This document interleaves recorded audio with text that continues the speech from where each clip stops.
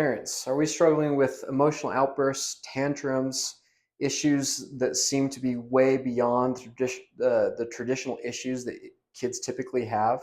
If so, you are not alone. We've actually gotten to the point now where Johns Hopkins just put out some research saying that 1 in 5 kids have diagnosable social, emotional, mental issues.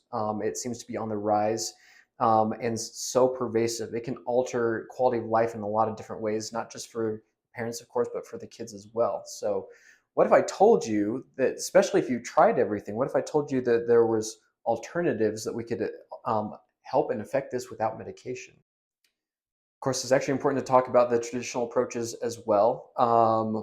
Now, what I will say is this is out of my purview and wheelhouse. I'm not an emotional coach or therapist in any way, but it is something that's very important to pursue, I do think.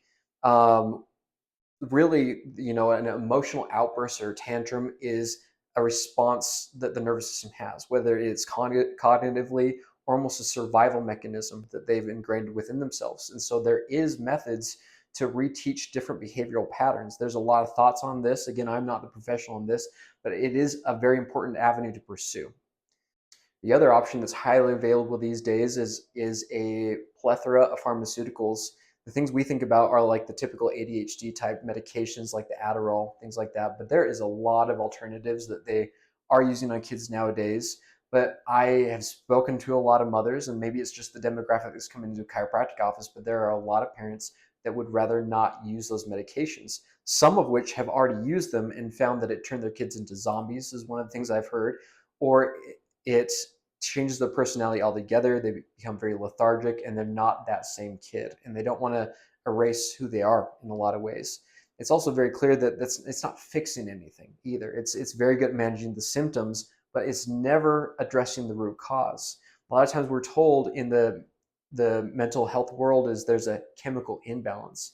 Well, that's probably true, but where did that chemical imbalance actually come from to begin with? Why is it there? To just simply force the chemistry in your body to alter arbitrarily, you don't actually fix the reason why it happened to begin with.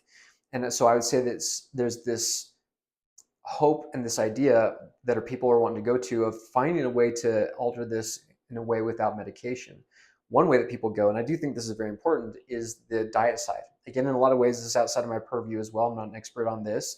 But if we are eating things that agitate, cause inflammation, that is a lot of the response some kids will have, is an emotional outburst. They don't feel at ease inside their body. Again, your chemistry, your hormones are dictated by what you put in your body. If you want proper chemistry, if you want proper dopamine and serotonin, you've got to give the kids the building blocks for it. The other thing that to go to, of course, and this is where the rubber hits the road for me, is the chiropractic side of things. In this office, we work on the neurology. With a healthy, regulated, balanced nervous system, one of two things can happen. We can learn that as children, that there are alternate methods to be able to handle stressful or tough situations, changes in rhythm and routine, or we can just calm down the system altogether. What we typically see in kids that have issues with, whether it be attention deficit or emotional tantrums and outbursts, especially, and this is probably the most important part, especially in the parents that really are doing everything. They are doing the behavioral modifications. They're working with professionals on that side. They're making sure they're getting good sleep. They're doing everything else. And if there's still issues, as chiropractors, we calm down the nervous system as well. Typically, we see these kids in this fight or flight, or what's called a sympathetic state, which means their body's in survival all the time. If you're in that state, a big emotional response is actually kind of appropriate. Your life is on the line, or at least your body and your nervous system perceives it that way. If through chiropractic we can retrain that nervous system to be more in a state of rest and digest, then their nervous systems can calm down. They're not in the survival state, and they can integrate the external stresses a lot better and realize that it's not a life or death scenario. Now, I think both of those kind of need to go together a little bit. We could do all the adjusting in the world, but if we're not taking care of the things at home, if we're not taking care of the behavioral side, yeah, we're still going to see issues.